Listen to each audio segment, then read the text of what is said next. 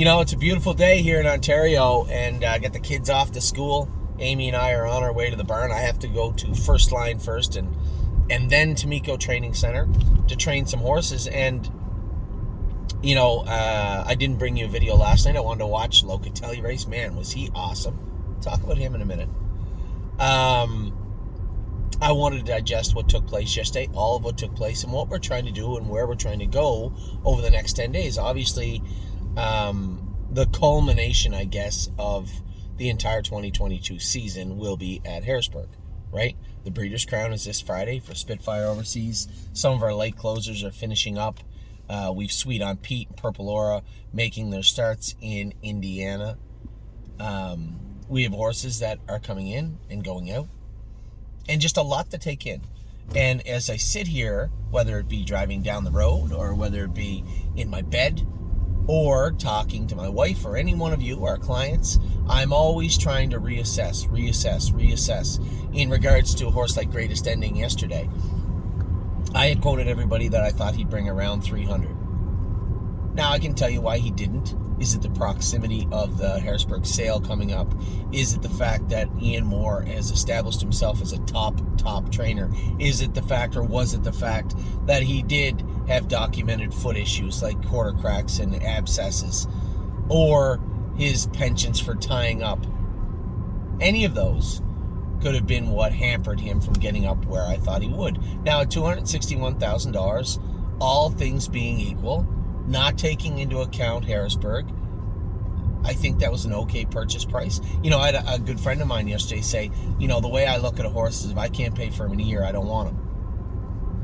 Okay, but you can't buy horses like that. That's great if you're going to buy like a 30 claimer, 40 claimer, or, horses that we generally buy also, mid-level condition horses, or even a little lower end. Yeah, absolutely. Yep. Not even a year. But when you're talking about buying a Greatest Ending, a piece of the puzzle that horse would take up, think of it as a baseball team. You can't always sign players to 1-year contracts. And when it comes to a horse like this, what he can do for us, keep in mind, he's 3. He's not 4, he's not 5, he's not 8, he's not 9, he's 3. So to look at a long-range forecast for him, you can look at it 2 ways. He's at his best right now and can only go down, which I don't really buy into that. As the horse's foot issues dissipate a little bit. And I'm of the school of belief, and I don't know the horse, so maybe I'm wrong, but I'm of the school of belief that one runs hand in hand with the other. What I mean is those tie-up issues come from stress. And what's more stressful than having sore feet all the time when you go out to race? So that has to be a component of his tie-up, I would imagine. And none of this matters anyway, because at the end of the day, we had a horse that was up for sale, but did we have the interest? I only had 70% interest in the horse, but that 70% interest with him priced at $300. As I hit that button at $261,000, and I did yesterday, we were the underbidders on Greatest Ending. But as I hit that button, I had to reassess again and again and again. Where do we go? And when I looked at it, there's obviously that pessimistic voice in my head saying, if he goes lame, you're out $250,000. Then there's that optimistic voice, and somewhere in the middle is realistic, quietly assessing what the two are talking about. I don't think that's schizophrenia. I'm looking at saying he races for $1 million for the rest of the year. Then you have a 4-year-old Greatest Ending that can race on any size track. They'll be racing for him in Indiana, Ohio, Pennsylvania, New York, New Jersey, on and on and on, and Ontario. So I think at $261,000, even though that's an extraordinarily high amount of money, it was fair, I think. Either way, I didn't pull the trigger that last bit. It was. I know Adam Bowden at Diamond Creek was the one that theoretically signed the ticket for the horse, and I messaged him after, and I talked to Ian Moore after, and said, he said, I wish you'd have got him. He's nice, Colt, blah blah blah. He said Adam had called. I think he said Adam had called and said that was his last bid also. So we literally were second beating nose, but that's the way it goes. I just felt, if I feel uncomfortable doing what I'm doing, I want to believe that that's something somewhere inside of me making all those calculations at once and saying, you're getting close. So I didn't bid again. So greatest ending will race for Diamond Creek, and Ian Moore has to race the horse, and I was planning on leaving the horse with Ian Moore until the end of the season. I didn't really find a reason to move a horse that has tie-up issues from a trainer that knows him better than anybody. No, that wasn't going to happen. Either way, it's done. We're going to turn the page and move on, and I get to look at the rest of the day. I'm obviously scouring the catalog in Harrisburg. Man, I found some horses that I think are buried in the middle of the sale I like. A couple of horses on day one. We could have a lot of fun in Harrisburg, I think. And there's some pieces there to a 2023 puzzle that we need. Amy and I looked at it last night. You know, when we look, we're short on Pennsylvania trotting fillies. If we want to go into New Jersey, where Tactical Landing is, where you might find some value in maybe a Muscle Hill horse hidden in the middle of sale. Again, New Jersey fillies. Ontario trotting colts are needed badly. So I'm looking. I didn't miss any of them. Don't worry about that. And we're going to be bringing you all the videos of all the horses we like again. Curtis and I are in the final stages. I did hear back from Harrisburg sale yesterday. They are going to be accommodating. It's fantastic. They are going to be accommodating to the stable. They are going to let us set up somewhere. Now, I kind of want to set up in the preferred consignment. For those of you that have ever been to Harrisburg, it's a wide open area. It's a bit of a dungeon, to be honest. But the preferred area is quite large. I don't know if there's a spot there for us with Dave. I'd like to be somewhere we can be front and center, right? Where we can see what's going on and people can see what's going on with us. The whole point of this show is, one, most importantly, bring our clients a real-time and honest-to-goodness look at what the sale feels like and what it looks like. That's first and foremost. That's first and foremost for the stable. Secondly, to show the industry that you should be doing this also, right? The fact that we went to Lexington, everybody watched our shows in Lexington. I shouldn't say everybody, not everybody watched our shows, but many people watched our shows in Lexington. And the point of the show was to keep people involved, right? Keep people looking at what's going on. Show people what's going on in Lexington the way that we see it. Because and I don't mean we as in the stable. I mean we as in industry participants going to a sale, trying to find next year's champions. Or in our case, just value. That's what the sale is all about. Never parked over here before. Okay. That's what the sale is all about. So, I'll give you guys a little sneak peek. Here's the backside of Tomiko in the middle of the track. We're all some paddocks here. And we're right in the middle of a jogging track. If you look over here, there's some horses that are going to be jogging by. Anyway, the whole point of, as I said, of our show is, our shows is to inform our clients and show the industry how important these shows are and can be. So, there's a lot still going on this week. I guess we can talk about last night's races, obviously. Also, I talked very briefly with Mark Beckwith last week. Good as him. He just seems like a horse that needs a shake-up, right? Might ship him back to Ontario and race him here. We're going to do business with Mark and Melissa throughout the winter and spring. I like doing business with Mark. He's a pretty down-to-earth, easygoing guy, and I like that. Takes his job very seriously, very meticulous. Most good trainers are, right? So, good as him might be coming home at some point. I see he's back entered in to go, so we'll watch him race this week. We'll take a deep breath, watch him race this week, and make a decision after that. Mark also told me that Patrick the Piranha's pus pocket is blown out, so he might miss one more week, but then he'll be right back in to go.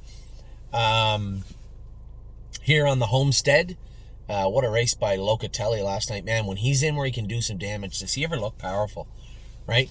And it's just, we got White Tiger and Locatelli that are right on that doorstep. Now, I suspect Locatelli has to go up into the Open now. If there was ever a way they could fill higher up class, and we could have White Tiger and Locatelli in separate classes, that would be good. But a great race from Locatelli last night. Really the only downside, last night was a very strong, I guess, metaphor for racing. We had a horse like Locatelli that we're trying to still develop as a 4-year-old and turn him into that top horse when it looks like he's creeping towards that also all the time. And then you see a horse like Aguilera AM that has done so well in the past, but in small spurts, right? As a 3-year-old, she was good. At times, as a 4-year-old, she was very, very good. And then other times, she was just horrid. And last night, man, when she wants to be a bit of a cow, she really can be. And I'd said to Amy, that wasn't tying up or horsing. She does interfere a little bit, right? But she never really fully commits. She has at times in 1 in 53 in such dominant fashion. Like, wow, what a nice horse. And then she'll come out and race like she did last night. You're like, what is wrong with this thing? And that right there is horse racing in a nutshell, right? You can have horses that continue to march forward and show up in big ways, like Locatelli. And I think Locatelli went over 100,000 this year in that race. And then you'll have horses with seemingly all the talent in the world that just, and I hesitate to use the word squander. She is squandering it, but she doesn't feel like she wants to. Like I've talked to you about horses that just don't care. They don't really care if they do their work. They're just out there, dogging it. And you guys know the type. This is the same with anybody in any sport. The people that go 100% are the people you want to have on your team. And the other people, you can find spots for them, but makes it hard, right, to go to bat for them. And Aguilera AM, she doesn't feel like a coward. She doesn't feel like she doesn't want to do it. She just isn't.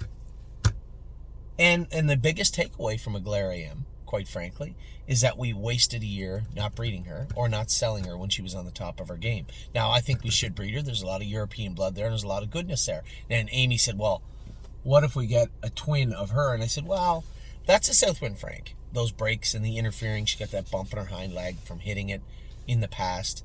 That's a Southwind Frank thing, right? I've seen a lot of the Southwind Franks interfere and hit themselves and make breaks and get hot before. This is indicative of the breed. It's just the way it is. It's not nothing against them. I don't think I would say I would never buy a Southwind Frank again. I would. Unfortunately, the position he's in Pennsylvania, where he's not going to get top mares anymore. So it would have to be a diamond in the rough type situation. Now, when we circle back to Aguilera AM, again, a completely wasted calendar year. And we have to learn from these things. We see them racing good, and we're like, oh, they're going to race good forever, but they don't, right? Some of them don't. And in regards to what we're talking about right now with a lot of the horses we have on the go, Sweet on Pete, Tie One On, a number of those fillies that are going to show up on the preferred sale board next week.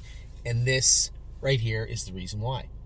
I'm not angry. I'm not upset with any of the horses, but we really, truly have to learn from some of the missteps that I've made in the past, and learn to grow from there. So, and I think nights like last night really are a splash of cold water to have people understand that this is a very difficult game sometimes, and it's very easy to turn left when you were supposed to go right, and you don't want to get too far down that road. So that's, again, quietly just explaining to everybody why you're going to see some of these horses show up on preferred next Monday. And that's not to say that they're going to leave. I'm still not giving our horses away. As much as I know when I buy horses what they're worth, I also know what they're worth when we sell them. And I'm not in any sort of mood to give horses away. So that's where we're at with those horses. And then what about Renegade Gypsy? I know I see a lot of people talking him up because he deserves it. He deserves it. You guys see me talking about selling this horse over the last month, 2 months, 3 months, and take it as if I somehow don't like Renegade Gypsy. I love horses that improve. I love horses that race well, and Renegade Gypsy is racing very, very well right now.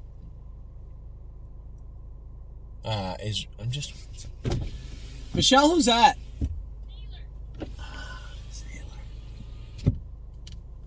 looks good.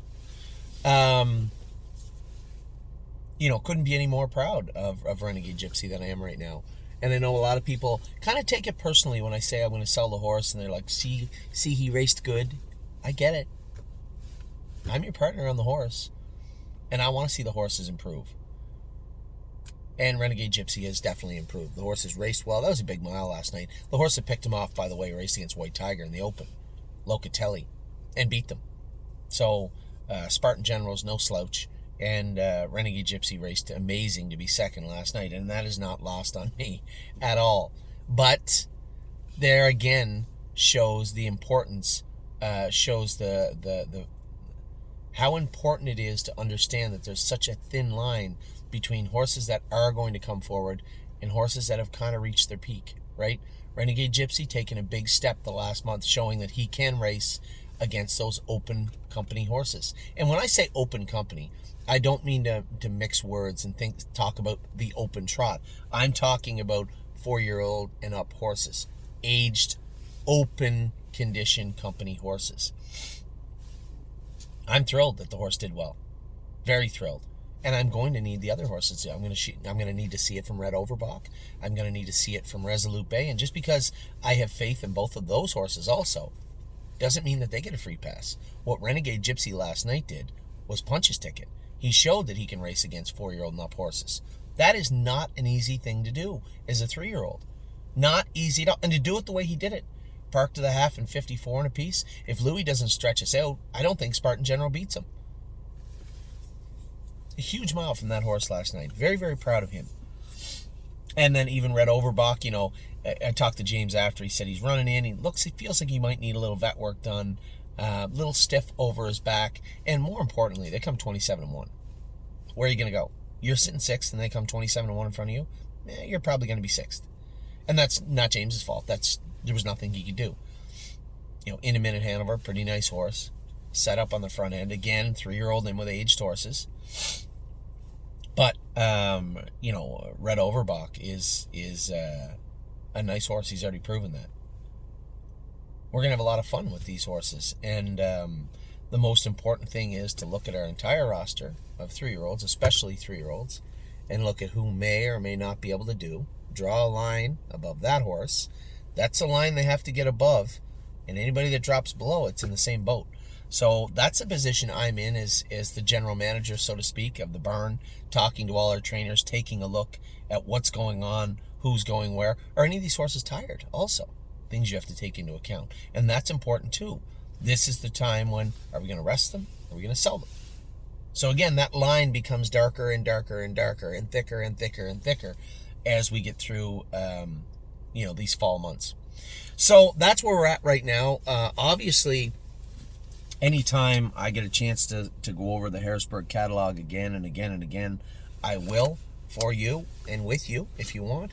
I'm already getting a lot of text messages from people saying, hey, check out hip number X, whatever, which I always love. I always love having that dialogue with everybody. And if I haven't got back to you on an email like that, I apologize. It just, with so much stuff going on right now, my biggest concern, obviously, right now, frankly, is getting Lexington all cleaned up and all paid for, and then heading into Harrisburg.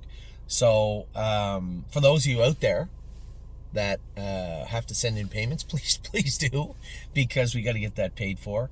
And for everybody else, thank you very much. And it's not the end of the world. That we're in a better position as a barn right now than we ever were before. Obviously, we've had a big year, and when I look at what needs to happen to get everything paid for quickly, it's there. It's right there in front of me, where before it wasn't so clear in previous years. So much appreciative. Again, we've had a great year. We continue to have a good year, and I continue to have a lot of fun with everybody along the way. I know a lot of people have asked about a lot of updates on a lot of horses. I have emails out to our affiliate trainers that have some of these horses, looking for information on them right now. I'm focused right now on getting our babies going, getting this barn and Tomiko in sync. I'd like to get these horses up here. The last few trainers are moving out of this particular barn right here, barn 8, at First Line Training Center. We are going to have some overflow also in one of these other barns. We're just going to have a lot of horses here, right? A lot of horses in Ohio. We have a lot of horses in general. But when I look at what we have and where we're at right now, I couldn't be happier. Now, as I said, the last push heading into the final stages of 2022, we do need some Ontario trotting colts. We could use a Pennsylvania trotting filly or two and New Jersey trotting filly or two. Ohio, we look pretty good right now.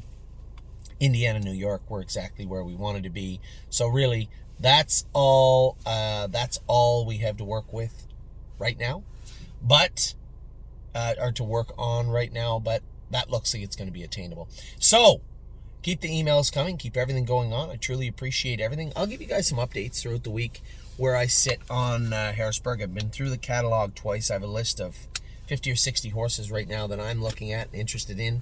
I'm going to look at pricing those horses, and then as we get down to the sale and look at them and get our hands on them, I'll have a more hard line for you. But I guess it goes without saying, to get there, to go there, we need to know where we sit. So the buckets are now up for sale for Harrisburg. I took into account everything that everybody sent me, all the information that was given to me, and it looks like we are in a good place heading into the last sale of 2022, Harrisburg, Pennsylvania. So I'll talk to you all very soon. Hope you're having a great day already. It's a beautiful day here, going up to 19 in Ontario. Take care.